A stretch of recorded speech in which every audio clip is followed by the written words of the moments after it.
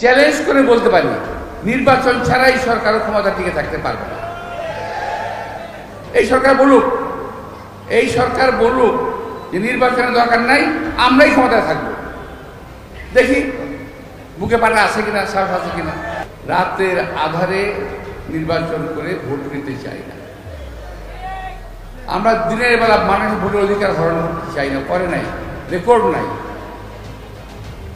তো আমি এই জন্য অনুরোধ জানাবো যে যত তাড়াতাড়ি সম্ভব নির্বাচন দেন। এবং আজকে আমি কিছুদিন যাবো, আমাকে অনেকেই বলে ভাই নির্বাচন কি হবে।